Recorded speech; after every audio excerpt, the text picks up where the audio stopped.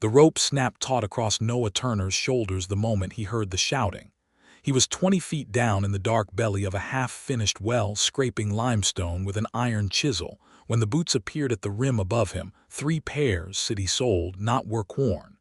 Then came the voice of Alderman Cress, high and officious, cutting through the afternoon air like a blade through thin cloth. She has no right to camp within the market district. The charter is clear. Get her out. Noah set his chisel against the wall and breathed through his nose once, deliberately. He had been digging this well for 6 days, hired by the spice merchant Potts to give the east quarter of Thornwall its own water source, so the women did not have to haul buckets half a mile each morning. 6 days of blistered palms, scraped knuckles, and stone dust in his teeth. The last thing he needed was aldermanic theater while he was still in the ground. He grabbed the rope and began hauling himself up, hand over hand, boots finding the notched footholds he had carved into the clay on the first day. He emerged into the low gold light of late afternoon blinking, shaking grit from his dark hair, and wiped his face with the back of his wrist. The scene in the market square resolved itself in stages.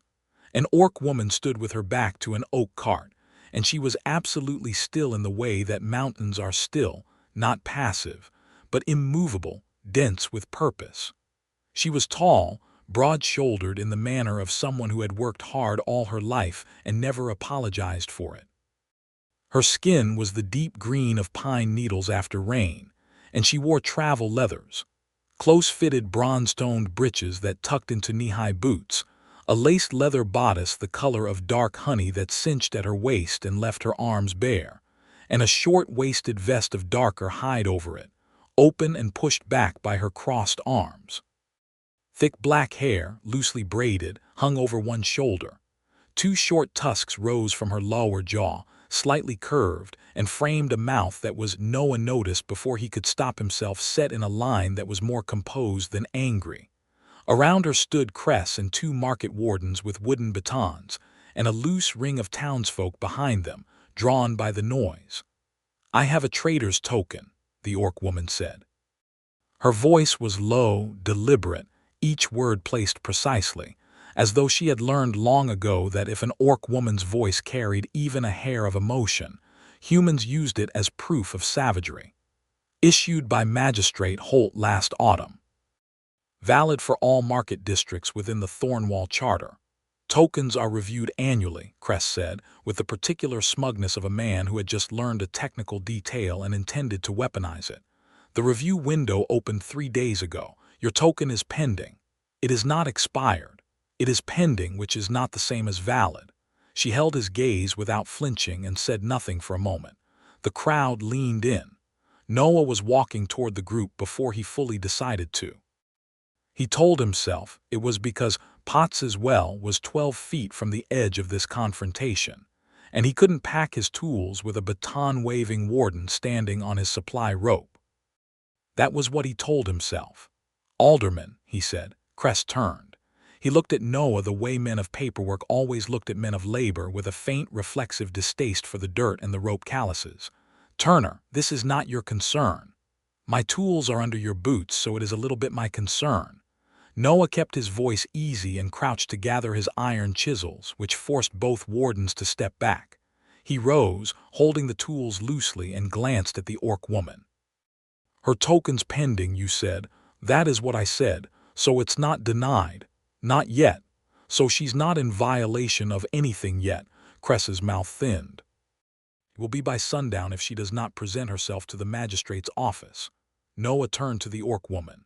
She was watching him with an expression he could not read, not quite wariness, not quite irritation, something more calibrated than either. "Magistrate Holt's office closes at the 5th bell," he said to her. "You have about 40 minutes. She looked at him for a long moment.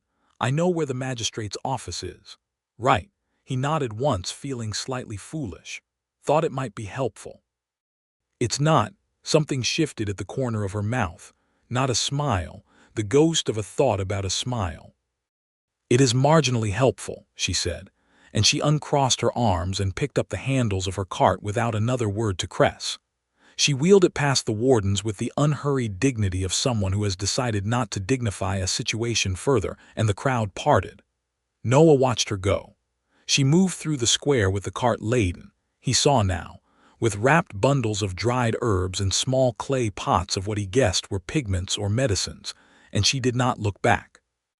Cress was saying something at him. Noah gathered the rest of his tools, coiled his rope, and did not particularly listen. He was back in the well 15 minutes later, chisel in hand, but the image of her stayed with him in the dark. The way she had stood, the line of her jaw, the two short tusks that had somehow made her look more collected, not less.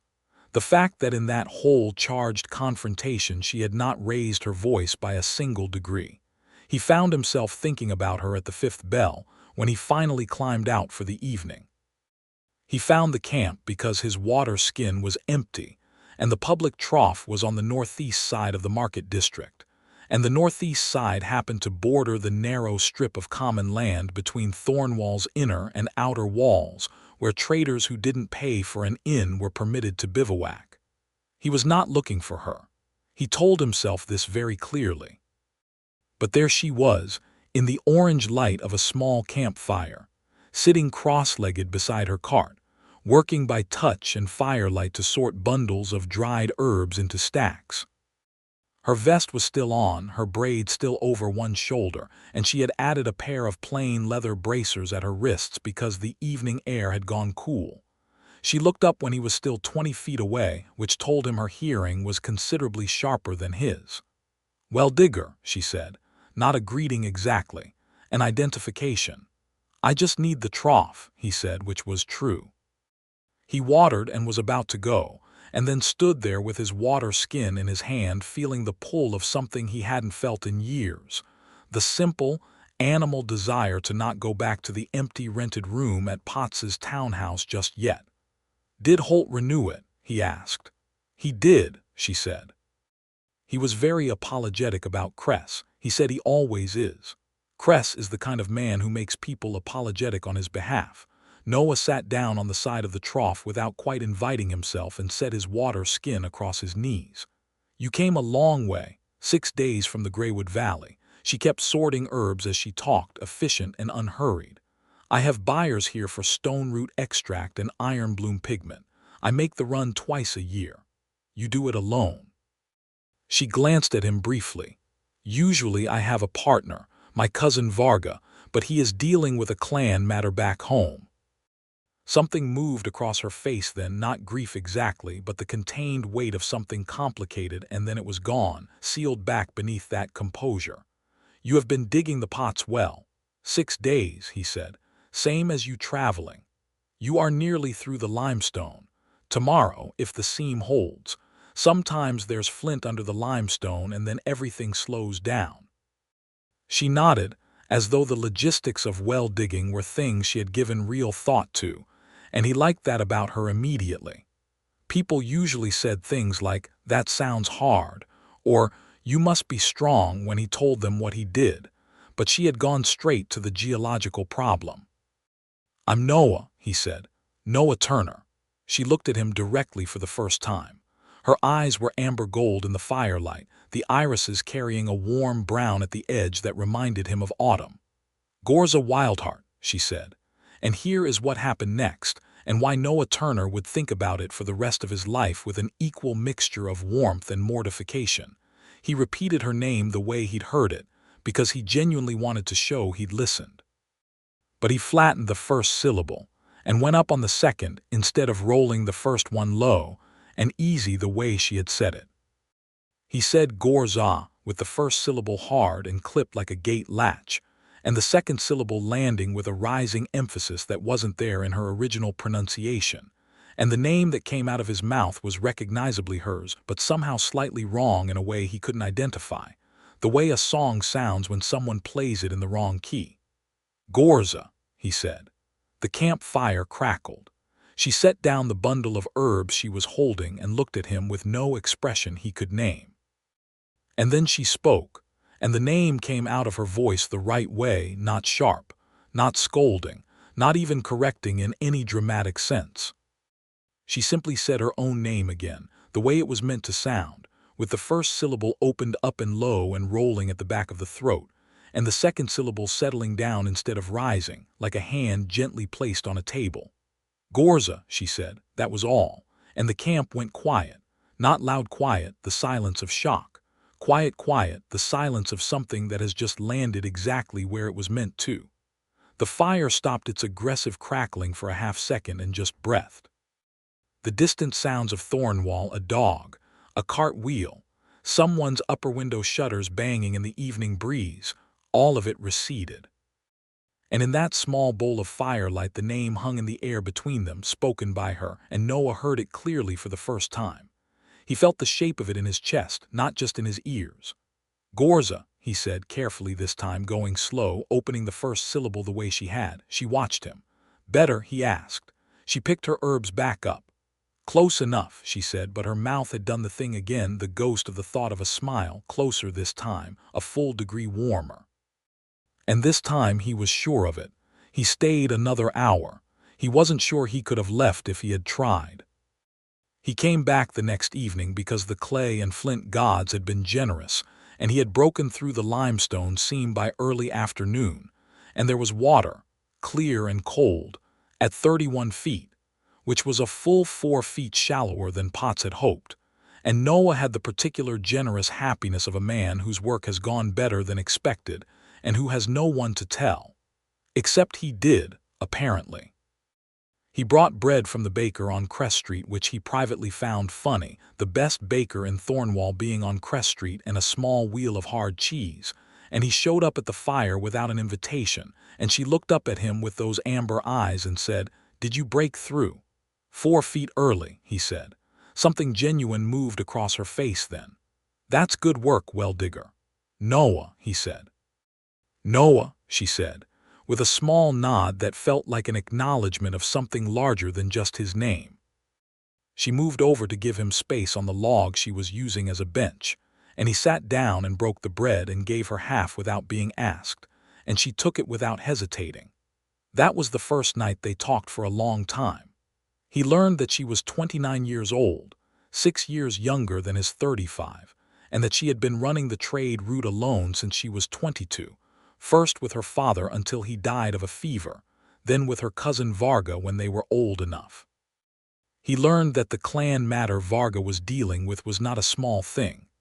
Her clan, the Wildheart clan of the Greywood Valley, was locked in a bitter territorial dispute with the Stoneback clan over a stretch of river valley that both had claimed for 3 generations, and Varga was trying to negotiate while their clan's headwoman, a formidable elder named Dratha, was ill and could not speak for herself. Ghorza spoke about it with the careful neutrality of someone who has thought a great deal about something and is not sure thinking helps. "What does the Stoneback clan actually want?" Noah asked. "The fishing rights on the Greywood tributary," she said. "Officially.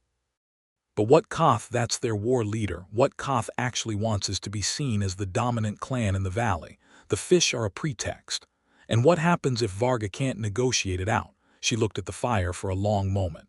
"Then Dratha names a champion when she recovers, and there is a formal challenge, and 2 people fight so that several hundred people don't have to."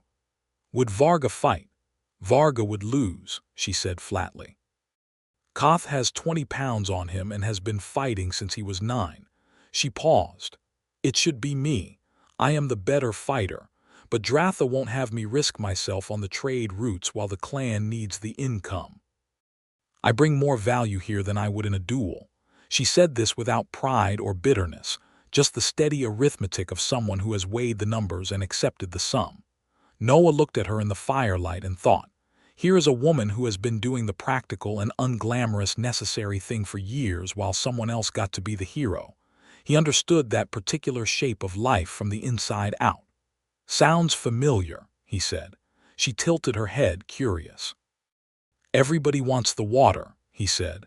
"Nobody wants to hear about the 31 feet of rock between them and it." She looked at him for a moment with those amber eyes, and then she laughed. It was a quiet laugh, low and real, with nothing performative about it, and it reached her eyes and stayed there for a moment. That is a very good way to put it, she said. He slept back at Potts's townhouse that night, but he lay awake thinking about that laugh for an embarrassingly long time. He was breaking down the well scaffold the following morning. The digging was done. Now came the lining with cut stone, which would take 2 more days when Varga arrived. He came through the east gate on a roan horse that had been ridden hard, and Noah would not have known him at all except that the resemblance to Ghorza was in the jaw and the brow, a male orc of about 25, lean where she was strong, with a scar across his chin and the look of someone who has been sleeping badly. He went straight to the common land without stopping to stable the horse, and Noah, carrying cut stones from the mason's cart, watched him go and thought nothing of it. He heard the argument from 50 feet away.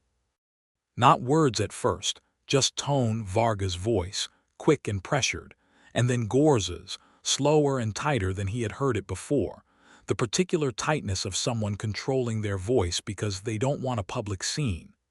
He set down the stones, wiped his hands, and told himself it was not his business. He picked the stones back up and carried them to the well and set them down and went back for more. By the time he was making his third pass, the voices had quieted, and he looked over and saw Varga and Ghorza sitting across the fire from each other, both very still. Varga was speaking, and Ghorza was listening with her hands flat on her knees, looking at the ground. Looked for the first time like she was bearing something heavy. He made himself carry more stones.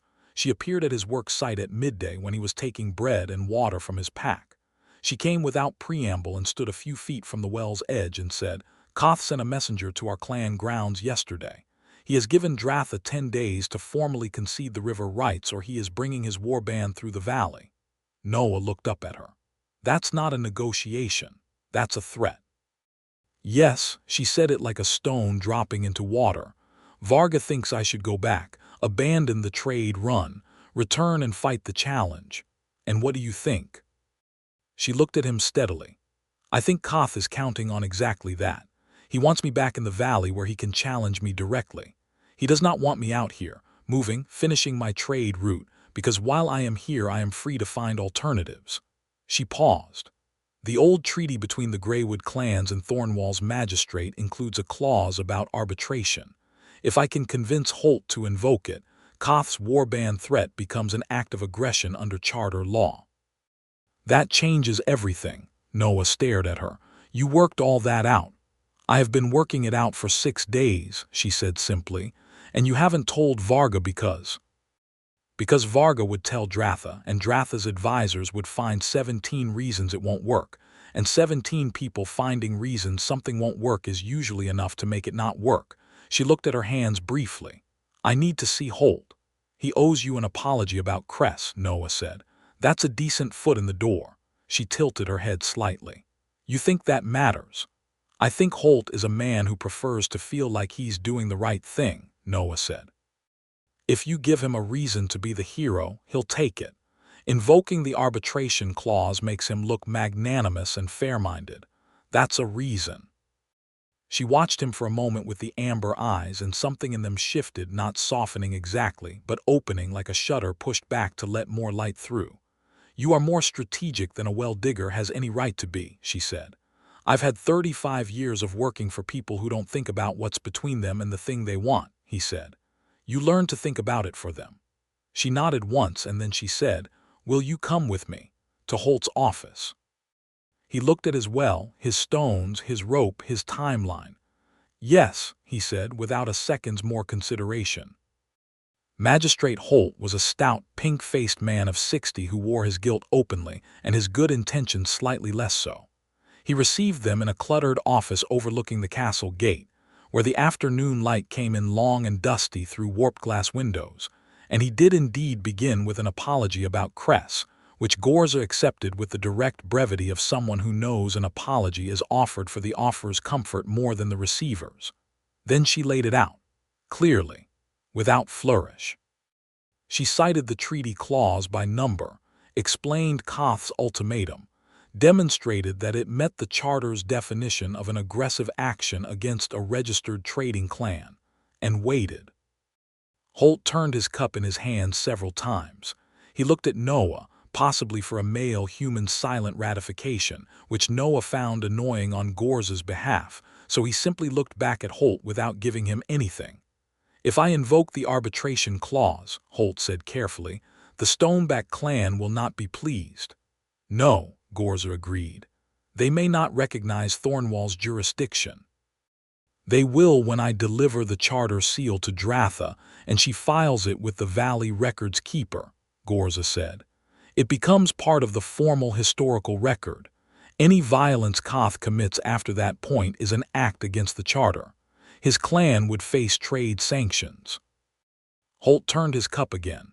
"Magistrate," Noah said quietly, "you mentioned you always end up apologizing for Cress." Holt looked at him. "Seems like an opportunity to not need to," Noah said. Holt set down his cup. He reached across his desk, opened a locked drawer, removed a document with a wax seal affixed to a ribbon and began to write a second seal's worth of text beside it. He signed it. He stamped it. He handed it to Ghorza.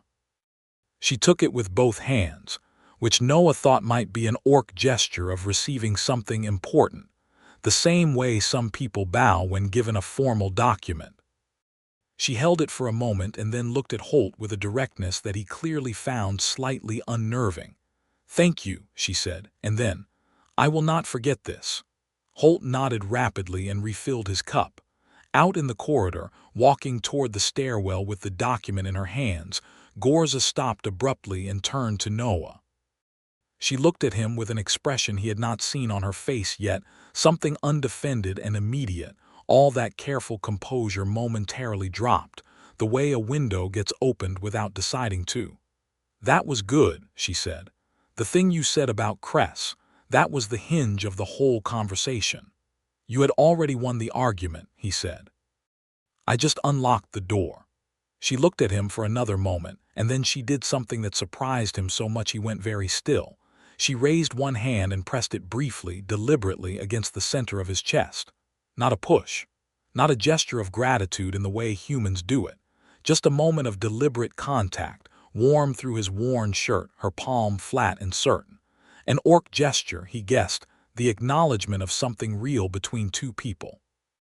"Ghorza," she said, naming herself, as though the gesture were also a reintroduction to a truer version of herself than the armored one who usually walked through Thornwall's gates. He didn't understand all of it, but he understood enough. His heart was doing something completely unreasonable. "Noah," he said, naming himself back. She pulled her hand away. She walked down the stairs. He followed, and the grin that spread across his face in the dark stairwell was something he was grateful she could not see. The next 3 days were the best 3 days Noah Turner had spent in 6 years. He finished lining the well while Ghorza completed her trade negotiations in the market district. And every evening they met at the fire on the common land, and talked the way people talk when they've both been solitary long enough that having found someone who makes sense feels almost alarming in its relief. They talked about the Greywood Valley, its thick summer fogs, its smell of pine resin and cold water, the way the tributary river ran silver in autumn and dark brown in spring. They talked about towns Noah had dug wells in, which was a surprising number of them over a 15-year career. He had been all across the eastern reaches of the territory, anywhere people needed reliable water and were willing to pay for someone to find it. He told her about the worst dig of his career, a 68-foot nightmare in hardpan clay outside a border fort where he had to winch up a bucket of rock every 3 feet. And she had listened to all of it with the focused attention of someone who actually cared about the technical details. She told him about the first trade run she had done alone after her father died, 22 years old, Varga barely 19, and not yet reliable on the road. And she had made the whole 6-day journey from Greywood to Thornwall and back with no one but her cart horse for company.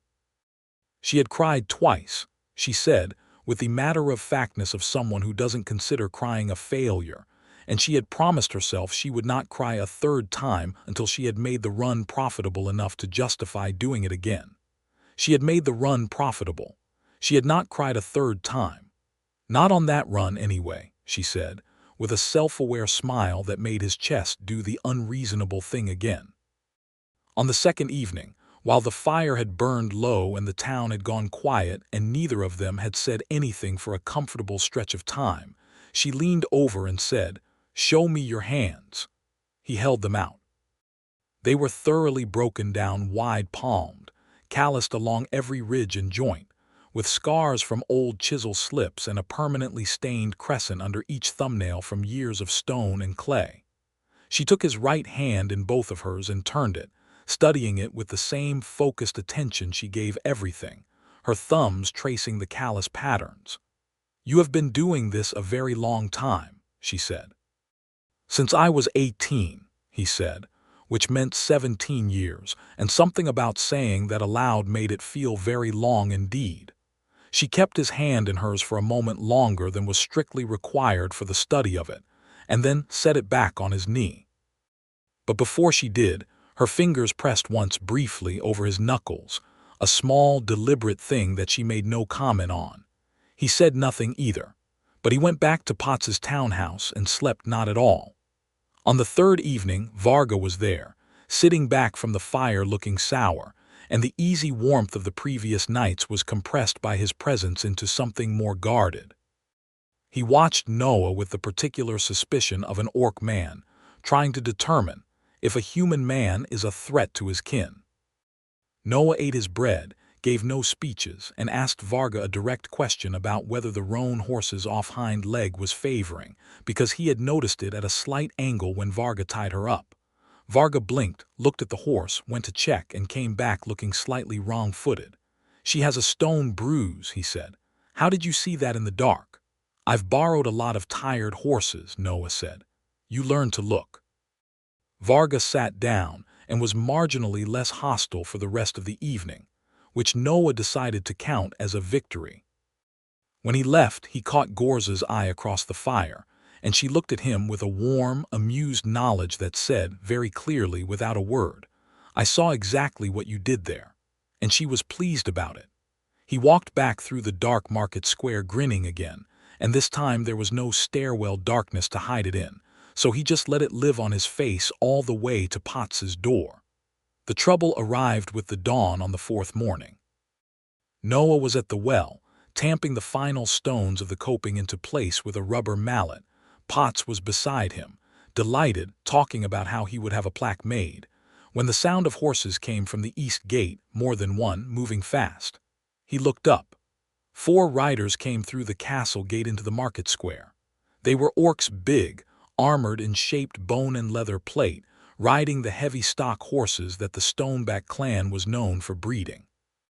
They wore a dull red sigil on their pauldrons that Noah did not recognize at the time, but which he would learn later was Koth's personal mark.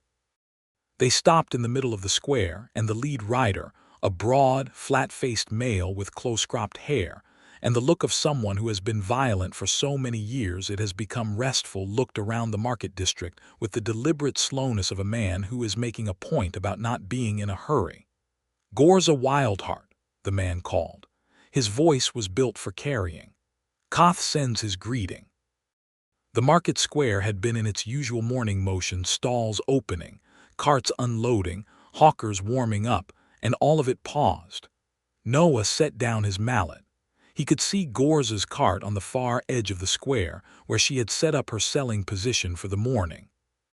He could not see her, but then the crowd shifted and he could.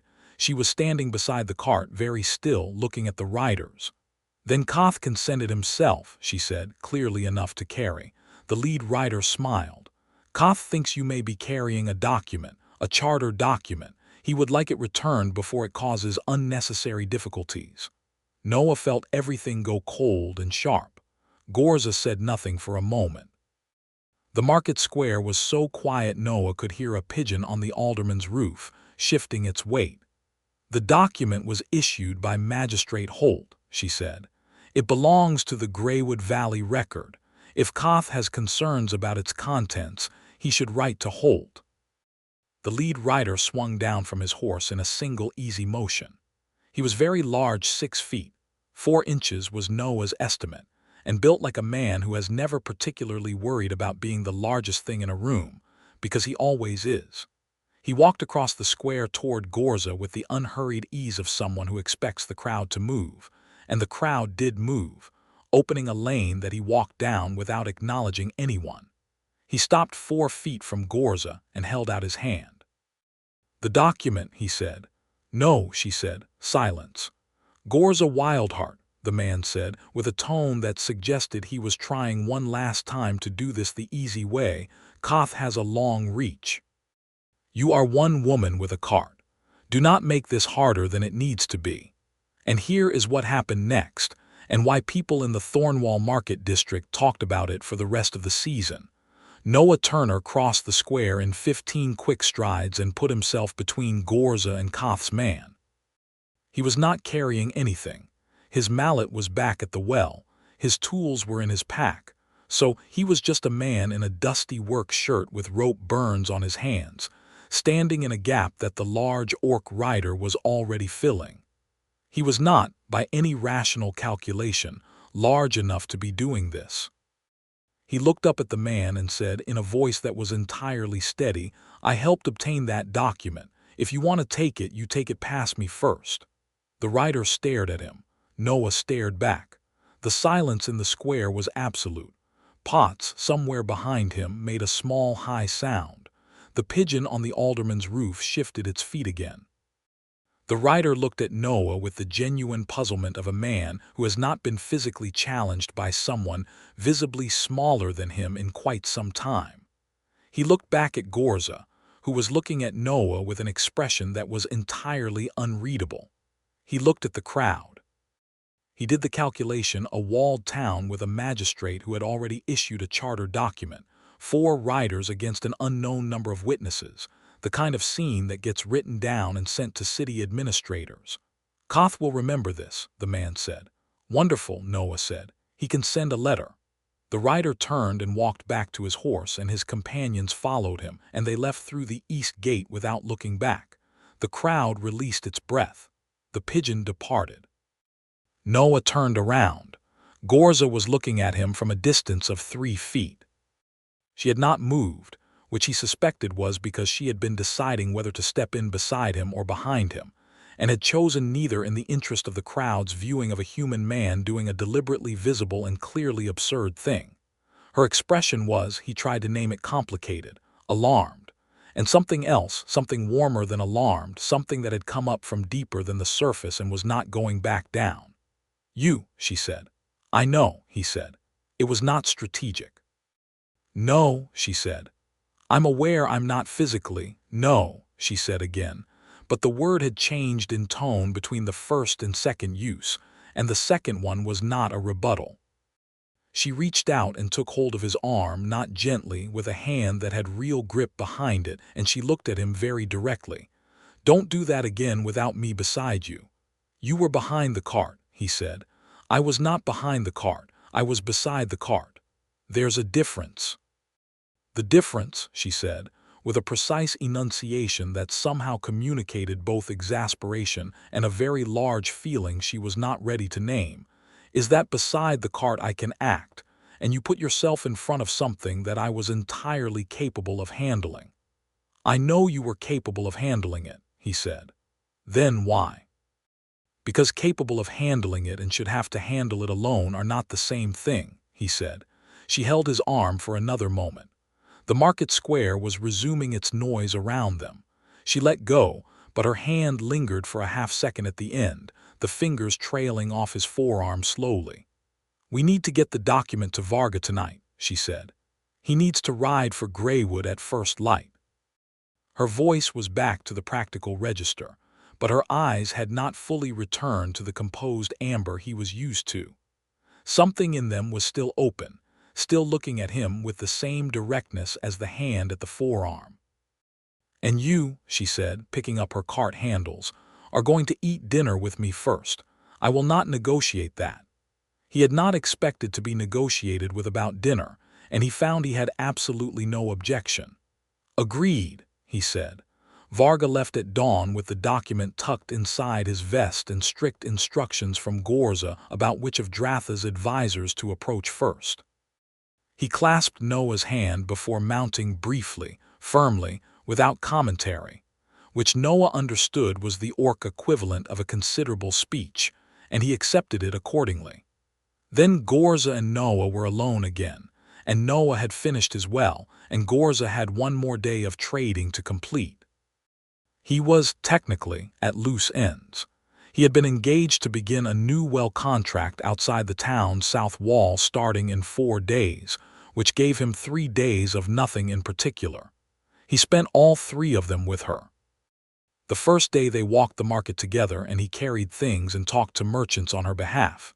He knew most of them, through years of contracting, and she sold everything.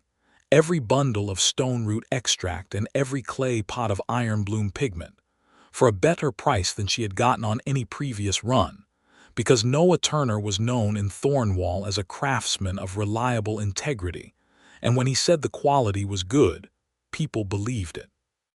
She counted out the coin in the afternoon at a tavern table, the Wren and Barrel on the south side of the market square, where the barkeep made a good lamb stew and didn't care who ate it as long as they paid. She counted it twice, and the second time she looked up at him across the table with something bright and warm in her eyes. "This is the best run I've ever done," she said. "The stone root speaks for itself," he said. "I just did the introductions." "You understate consistently," she said. "I've noticed this about you. I dig wells," he said. "The earth does the actual work." She looked at him for a long moment. "Noah," she said, saying his name the way she said her own with a deliberateness that made it feel like it meant something. "Yes," he said. "What do you want?" She asked it simply, with no ornamentation, the way she asked everything. He looked at her across the tavern table in the afternoon light, with the stew between them and the coin stacked beside the bowl and the noise of the market outside the low windows, and he told her the truth because she was the kind of person who asked for the truth, and he had not been asked for it in a long time, and it surprised him out of any urge to hedge or be careful. "Something worth coming back to," he said, "at the end of a dig. Something that makes the direction home matter." She was quiet for a moment. She picked up her cup. "You have been going home to an empty room." "Yes." "For how long?" He thought about it. 6 years, she nodded, absorbing this without judgment. "I know what that is," she said. "Varga is my kin, but he is not that. He is not someone who makes the direction matter." She turned her cup in her hands the same way Holt had turned his, except on her it looked like thinking rather than stalling. "You have not asked me what I want," she said. "What do you want, Ghorza?" He got the pronunciation right this time fully and watched her recognize it, a small quiet thing that happened in her expression, a warmth. "I want the same thing," she said. "I want someone who sees the gap between capable of handling it and should have to handle it alone." She looked at him steadily. "I want someone who stands in the gap without being asked." He reached across the table and set his hand over hers, the rope-burned, calloused hand of a well-digger, and she turned her hand under his and held it back, and for a while neither of them said anything. Outside the Wren and Barrel, Thornwall's market went on in its noise and business, and in a tavern booth 2 people sat holding hands over a bowl of lamb stew, and it was one of the simplest and most decided moments in either of their lives. He walked her back to the common land camp that evening, and instead of saying good night at the edge of the fire, she said, "Stay." He built the fire up without being asked because it had gone low, and she made tea from dried herbs in a camp pot and they drank it sitting close on the log, and at some point the distance between them ceased to be a distance at all. He was not sure which of them had moved, or whether it had been simultaneous, and she was warm against his side, one hand still curved around her cup, the other resting on the arm she was leaning against. She turned to look at him with the fire behind her, and her face in the firelight was beautiful in a way that he had been working very hard not to think about directly since the first night he had sat at the trough and watched the ghost of a smile haunt her mouth. The architecture of her face, the strong jaw, the slight outer flare of the cheekbones, the amber eyes under dark brows, the two pale tusks curving upward from her lower lip. All of it had become, over the past 5 days, not unfamiliar but personally significant in the way a landscape becomes yours when you live in it long enough. "I want to do something," she said. "All right," he said. She set down her cup. She raised one hand and pressed it to his face. The same deliberate, open-palmed contact she had used in Holt's stairwell, but his face this time, her thumb at his jaw, her fingers at his temple. The gesture of someone taking careful inventory of something that matters. He went very still. She looked at him with those amber eyes at close range, steady and serious and warm all at once, the way she looked at everything that was real to her. "There is an orc word," she said. "It doesn't translate directly. It means to be seen clearly by someone who is not afraid of what they see." "What's the word?" he said. "Jacqueline," she said. "Jacqueline," he said carefully, trying to get it right, and she smiled, a real one this time, full and warm, reaching everything. "Close enough," she said, which was what she'd said about his first attempt at her name, and he understood that she was telling him something important about the difference between perfect and present, and about what she valued. He kissed her. He moved the 2 inches required and kissed her, softly at first because she deserved careful, and then not softly because she leaned into it with a want that was unmistakable and frank. One hand still at his jaw, the other coming to his shirt front, and she kissed him back with the same directness she brought to everything. No hesitation, no performance, just the clean, honest fact of wanting and being wanted. When they broke, the fire had popped and settled, and the night was very dark beyond their small circle of light. "Jacqueline," she said, quietly looking at him. "Yes," he said, and meant it absolutely. She left 2 days later. He stood in the east gate opening and watched her cart disappear down the road that wound through the valley toward the Greywood, and he felt it the way you feel the first cold of autumn, not quite painful, but real, a change in the air that means something has shifted and the world is going to be different now. He went and started his new well contract on the south side of town. He dug, he lined, he tamped. He thought about her constantly in the specific, unswerving way of a man who has found something after a long time of not finding it, and who cannot afford to lose track of it. He wrote her a letter, which took him 3 evenings of sitting at the tavern table with bad ink and worse handwriting, because writing was not something he had practiced much in a life spent mostly outdoors with a chisel. He described the south well, which was harder than the Potts well because the ground had clay shale in it that split unpredictably. He described what he could see from the hole looking up at the sky, which on clear days was a clean circle of blue that shrank and brightened as he went deeper, and he thought she would find that interesting. He wrote about the pigeon that had been on the alderman's roof during the standoff and how it was still there, and how he had started thinking of it as a sort of witness. He wrote that he thought about the stairwell. He wrote that he had been practicing saying her name correctly, alone in the empty rented room, and that he thought he had it now. He sent the letter with the next eastbound courier. Her letter came back in 11 days, which was fast for the Greywood route. The courier found him in the well, which he found genuinely funny. He read it standing in the hole, the letter held up toward the circle of sky at the top. She wrote that Varga had arrived safely, and that Dratha had received the charter document. That Holt's invocation of the arbitration clause had done exactly what she hoped. It had stripped Koth's ultimatum of its leverage. Koth could not bring his warband through the valley without the action being a formal act against the Thornwall charter, which would bring trade sanctions against the Stoneback clan and cost him far more than any fishing rights were worth. He was blustering, but the bluster had lost its teeth. She wrote that Dratha was recovering, and that Dratha had asked who had helped obtain the document. That Varga had told her about Noah.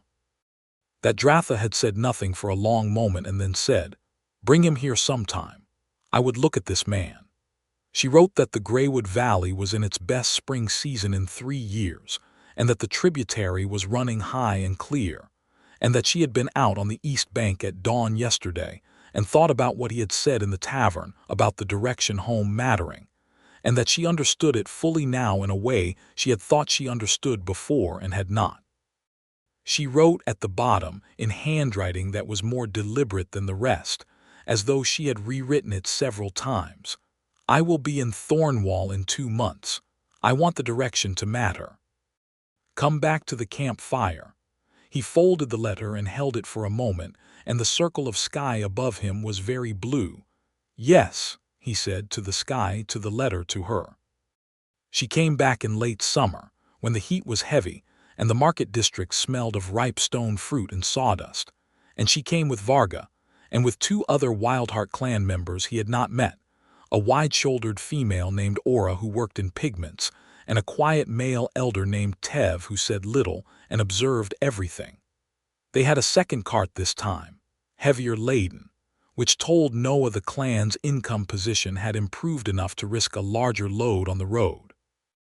He was at the east gate when they came through, because he had memorized the courier timing and done the arithmetic, and Potts's daughter had been kind enough to tell him what day the eastbound road was clear, and when riders from the valley usually arrived. He had not told himself he was meeting her at the gate.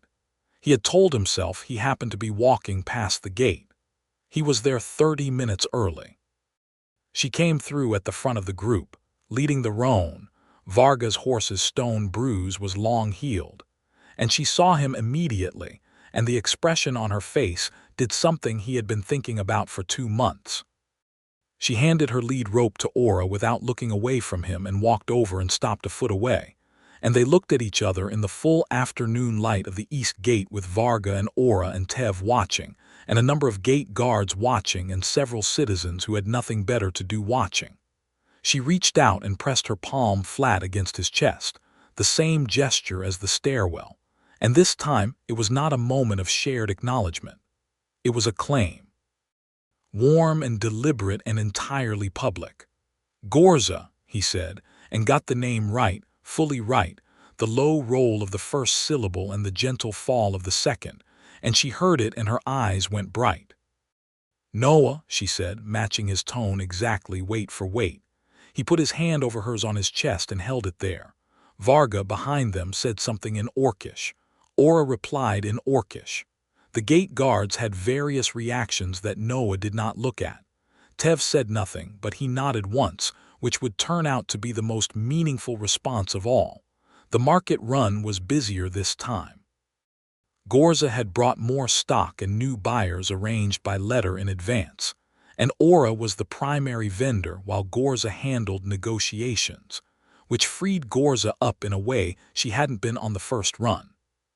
She moved through the market district with an ease that was different from the first time, more confident, or rather, confidence differently worn, less like armor and more like comfort.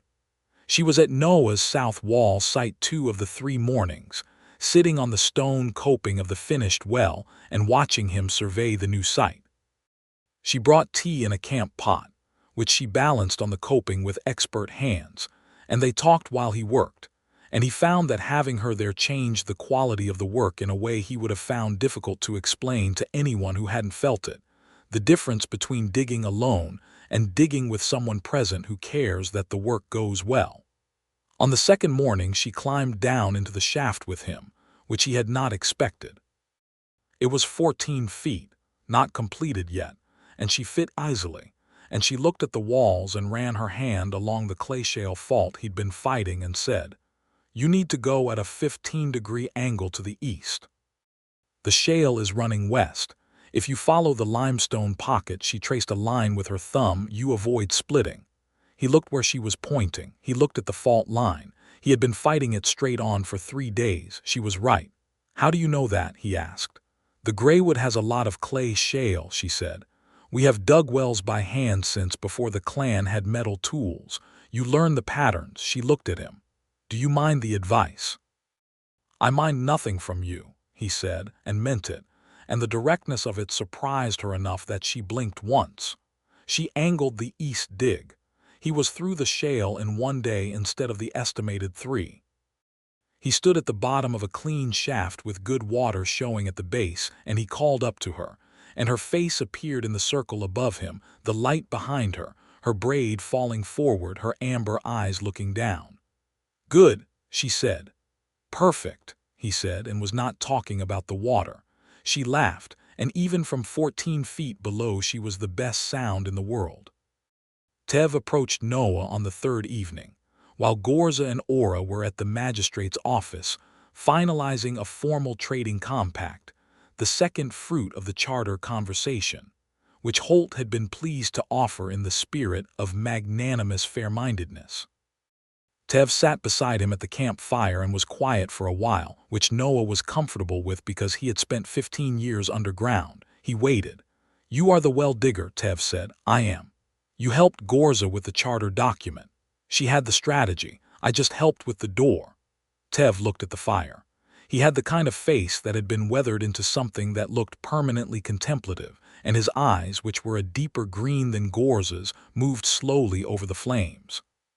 "She has not brought someone to meet the clan before," he said. "In her adult life, I mean. She has brought business partners. She has brought trade contacts. She has not brought," he paused, selecting the word, "someone whose presence she was glad of." Noah looked at the fire as well. "I understand that." "I think you do," Tev said. "That is what I came to verify." He was quiet again for another minute, then, "Dratha still wants to see you if you are willing to come to Greywood." "Is that an invitation or a summons?" Noah asked. "From Dratha," Tev said, with the closest thing to humor that his face was capable of. "There is very little difference. But she means it kindly." Noah looked at the fire and thought about 2 months of an empty room with a letter folded into his breast pocket, and about a circle of sky at the top of a well shaft, and about the specific quality of quiet that filled a room when someone said your name and meant it. "I'll come," he said. "After the south well is done. 3 weeks. Tev nodded once, the same nod as at the gate, and stood and walked back to his bivouac. He finished the south well in 19 days, which was a day faster than his aggressive estimate, and he attributed this honestly to the east angle through the shale. He packed his tools. He settled with Potts and with the south wall contractor. He stabled his own horse, a stocky bay named Cornet who had been his road companion for 8 years, and asked the livery man to have him ready for an early departure east. He told no one he was leaving for any particular reason. He simply left. The road to the Greywood Valley was 6 days east and slightly north, through country that changed character every day.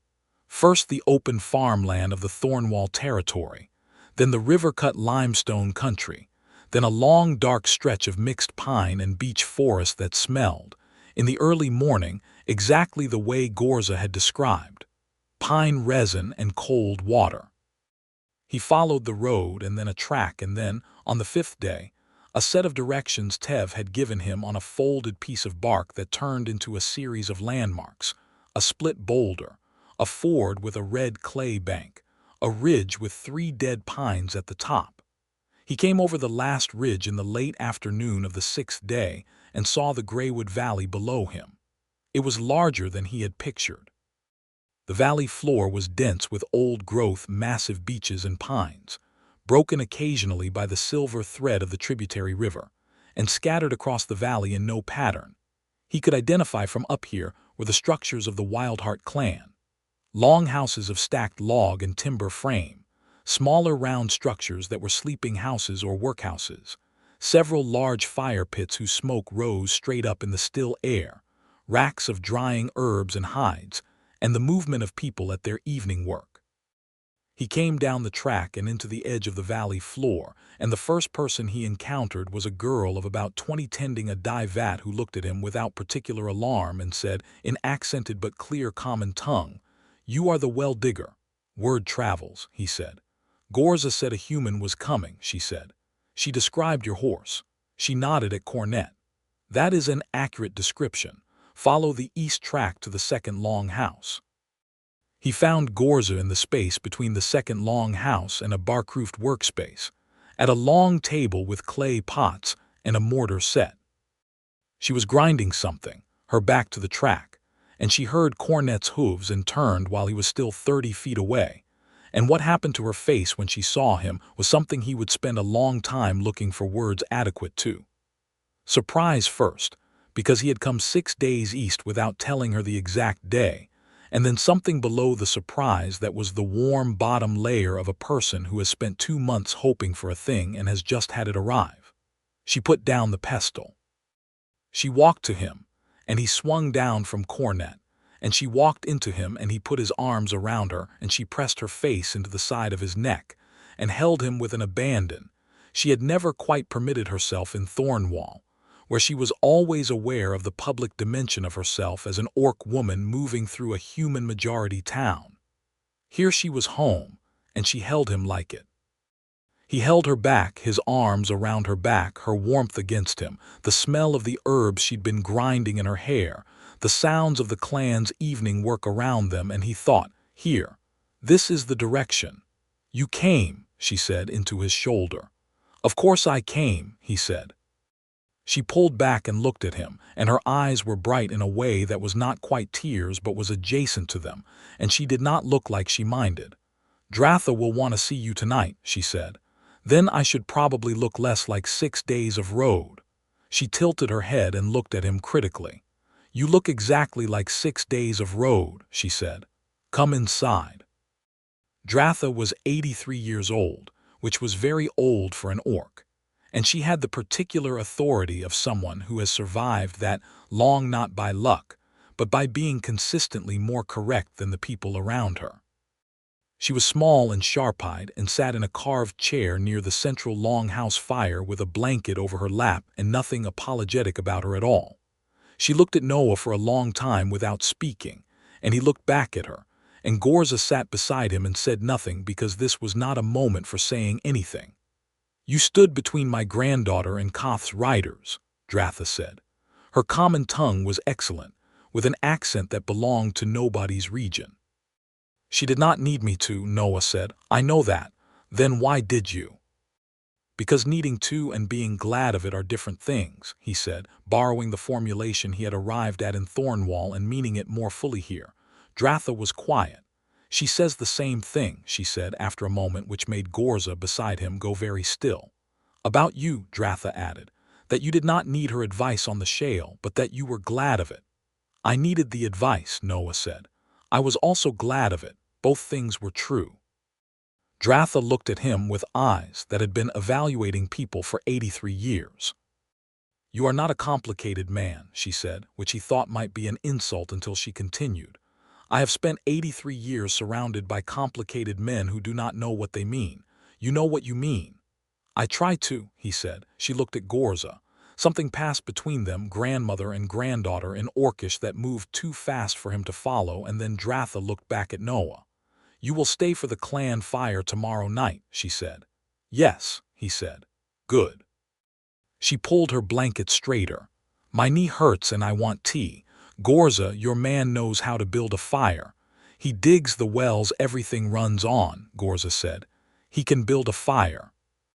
Useful, Dratha said with satisfaction and closed her eyes. The clan fire the following night was nothing like what Noah had expected, which was a formal ceremony with speeches and suspicion. It was, instead, a large and noisy gathering of the Wildheart clan doing what clans do in the evening, eating, arguing, laughing, playing instruments badly, telling stories, and keeping a fire burning that was large enough to be seen from the ridge. Noah was introduced to perhaps 40 people in the course of the evening, whose names he absorbed with the focused attention of a man who knows he is going to need to remember them. He ate from a shared pot without being asked whether he wanted to. He was drawn into 3 separate conversations by people who were curious about well digging in a genuine way, not a political way, and he talked about the South Wall shale problem and the East Angle solution and gave full credit to Ghorza, who was 3 people down the fire and overheard this, and did not look at him directly but smiled at the fire in a way that Aura, sitting next to her, definitely noticed and would mention later. At some point in the late evening, Varga sat down beside him with a cup and the manner of a man who has made a decision. She has not been easy to know, Varga said without preamble. No, Noah said. She does not let people in easily. I know. She is very good at being fine, Varga said. at doing the necessary thing and appearing fine while doing it. She has been doing the necessary thing since she was 22. Yes, Noah said. Varga looked at him sideways. She is not fine around you, he said.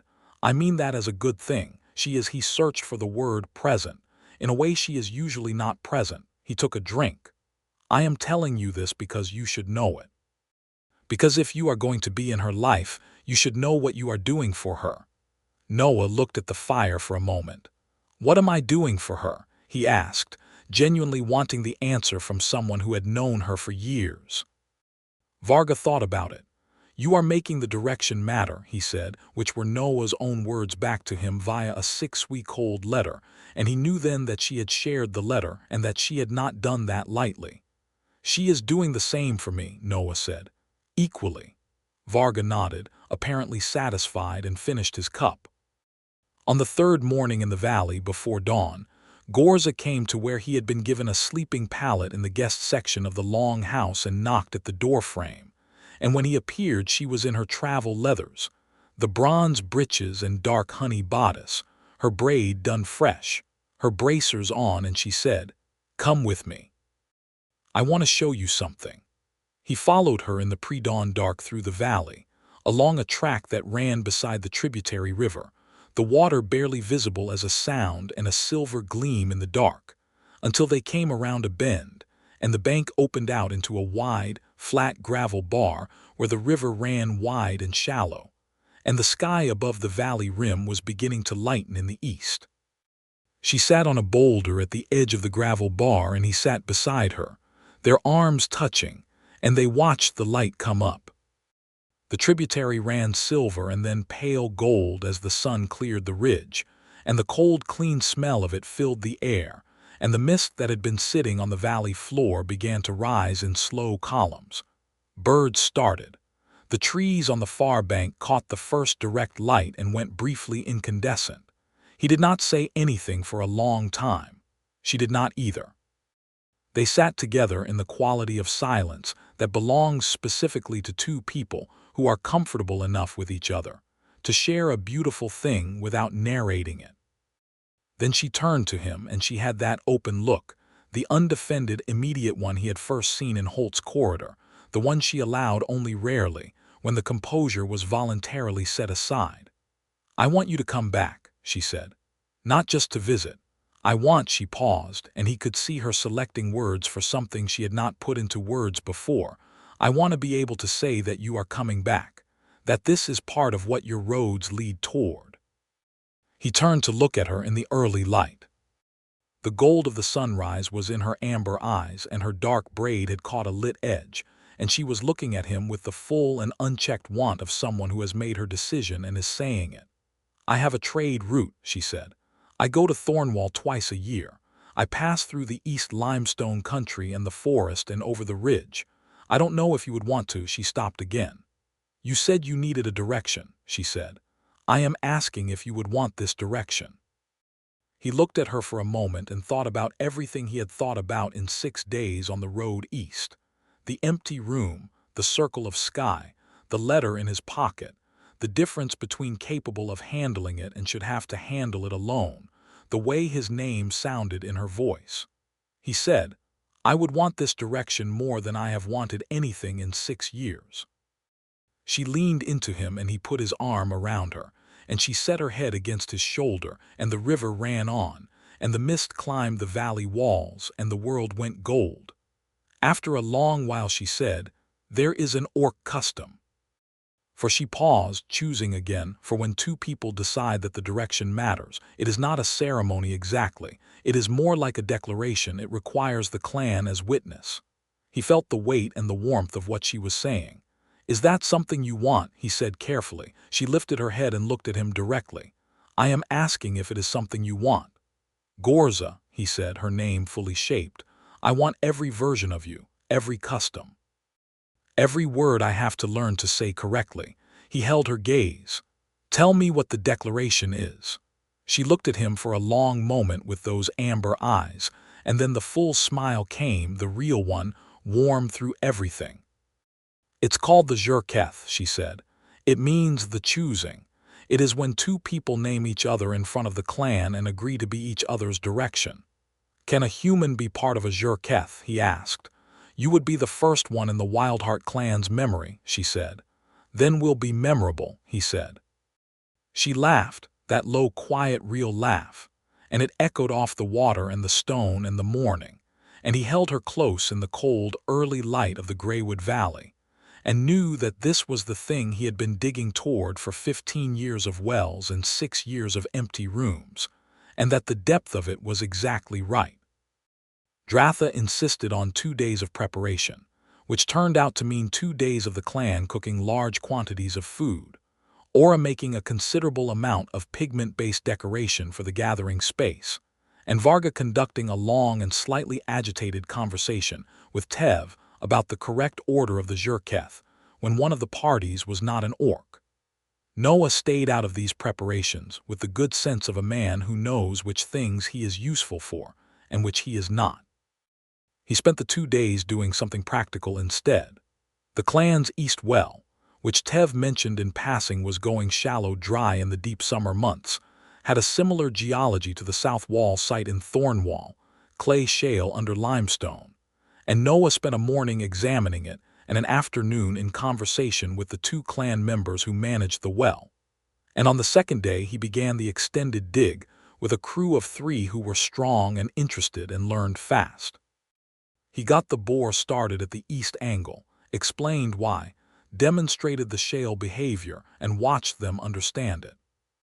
By the end of the second day, they were 4 feet deeper than the original well had gone, and the clay was giving way to solid limestone, which meant clean water at depth. He came up out of the ground on the evening of the second day, stone-dusted and rope-burned and genuinely happy, and found Ghorza at the well rim watching him emerge with an expression of such particular, specific warmth that he went very still for a moment at the top of the ladder. "You dug our well," she said. "I started it," he said. "Harak and the others will finish it. You did not have to do that. You angled me through the shale in Thornwall," he said. "This felt like the right balance." She looked at him for a long moment, and then she crossed to him and kissed him fully and deliberately in the last light of the second evening in the Greywood Valley, with half the clan visible at various distances going about their business, and she did not care and he did not care. When she pulled back, she pressed her forehead to his, which he knew now was another orc gesture, intimate and direct. "Tomorrow," she said. "Tomorrow," he said. The Ghorza was held at the central fire at midday, when the light was even and good, and the whole clan could gather in the wide space between the long house and the river. Dratha conducted it from her carved chair, which had been carried outside with considerable ceremony. Tev stood at her left. Varga stood at Ghorza's left, which was the position of kin witness, and Ora stood at Noah's right, which was the position offered to someone standing in the place of kin for a party who had no family present, a small and considerable kindness that Ora had offered herself without being asked, and which Noah had accepted with the knowledge that it was meaningful. The Wildheart clan arranged themselves in a wide arc around the fire. There were perhaps 80 of them, young and old, and they were quiet with the specific quality of people who are present for something that matters. Dratha spoke in Orcish first, at length, and Tev translated quietly at Noah's shoulder. She was speaking the history of the Ghorza, the clan's understanding of what it meant, that it was not an arrangement or a contract but a declaration of direction, that 2 people were naming each other as the place their roads led toward. That the clan's role was to witness and to hold the memory of the choosing, that the choosing bound the clan to the couple as much as it bound the couple to each other. Noah listened. He felt the weight of it settle across his shoulders, not like a burden but like a hand placed there in recognition, the weight of being taken seriously. Then Dratha looked at Ghorza and asked a question in Orcish. Ghorza looked at Noah and said, in the common tongue, so he would understand every word, "I name you. Noah Turner. I name you as my direction. I name you as the person who sees the gap between what I am capable of and what I should have to carry alone, and who stands in that gap. I name you as the one who learns how to say my name correctly because it matters to me, and therefore it matters to you. I name you as my Jacqueline. I name you as my Jerketh." The clan was very quiet. Noah held her eyes and thought about every mile of road, every 30-foot hole in the earth, every empty room, every letter sent east with bad ink, every morning of nothing particular to be glad about, and he thought about a fire on a common land strip and a name said gently in a firelit dark and a camp that went quiet when she spoke. He said in a voice that did not waver, "I name you, Ghorza Wildheart." He got every syllable right. He could hear it in her face. "I name you as my direction. I name you as the person who showed me which angle to take through the hard rock. I name you as the one who held her composure in front of a crowd and corrected my pronunciation of her name so quietly that the whole camp went still, because she knew that precision and gentleness are not opposites. I name you as the most capable person I have ever stood beside, and the person I most want beside me. I name you as my Jacqueline. I name you as my Jerketh." Ghorza looked at him, and her eyes were very bright. Dratha said something in Orcish that was clearly the closing of the ceremony, and then she looked at them both and said, in common tongue, for his benefit, "The clan witnesses. The direction is set." The clan, 80 voices strong, said something in Orcish together. One word, low and resonant. The sound of a door opened and held. And then Varga made a sound that was suspiciously like a cheer, and Ora took it up, and the rest of the clan followed, and the formal solemnity broke open into the warm noise of people who are glad. Ghorza stepped forward and pressed both palms to his face and looked at him with all the composure set completely aside, nothing between them, her amber eyes full and warm and direct. "You got it right," she said. "The name." "I have been practicing," he said, 6 weeks in an empty room." "Not empty anymore," she said. "No," he said, "not anymore." He brought her into his arms, and she came without hesitation. Warmth and strength, and the smell of herbs and pine resin and the Greywood Valley in the fall. And around them the clan made noise, and the fire leaped up in the midday air. And the tributary river ran silver past the gravel bar where they had sat at dawn, and named what they wanted. Later, when the food had been eaten and the stories had been told, and Dratha had been carried back inside with her dignity fully intact, and when Varga had said several things in Orcish to Ghorza that made her laugh, and then made her look at Noah with an expression that clearly meant Varga was being embarrassing about him, and when Ora had given Noah a small clay pot of iron bloom pigment as a clan gift, saying it was for his walls wherever he made them later.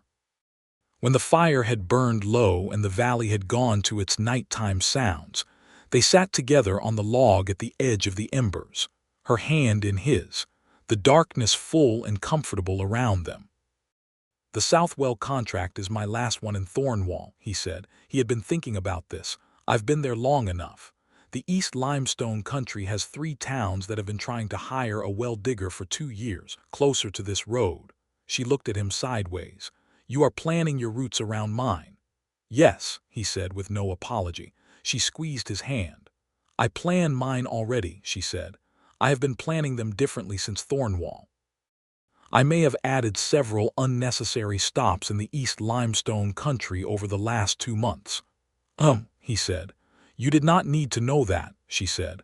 "I very much needed to know that," he said. She leaned into him and he put his arm around her, and they sat in the comfortable warmth of 2 people who have said the hardest and truest things they have ever said and found them met with equal truth. "The East Limestone country has good geology," she said. "I know, I've been reading about it." "You have been reading about geology." "I have been reading about geology," he confirmed. She laughed, and the sound went up into the dark Greywood Valley night, and the stars were very clear, and the river ran on, and the fire made its small sounds, and it was the last night of a long time of roads leading nowhere specific, and the first night of everything after. He pressed his lips to her temple, and she turned her face up to him, and in the dark warmth of the Greywood she kissed him back with her whole self, unhurried and certain, a woman who had named her direction and was entirely at peace with it, and he held her close and was equally at peace, and the fire between them now was nothing like the one on the common land strip, Not the careful warmth of two cautious people meeting at the edge of something, but the deep and settled heat of two people who have come home. In the morning, they would begin the practical work of two lives built across the same road. She would plan her trade routes east. He would take the limestone country contracts.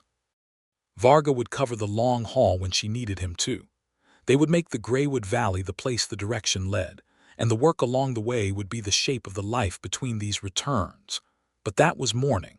Tonight the fire was low and warm, and the valley was quiet, and Ghorza Wildheart had her head against his shoulder, and Noah Turner had his arm around her, and neither of them was going anywhere. They had found, between the two of them, the thing that made the direction matter. They were keeping it.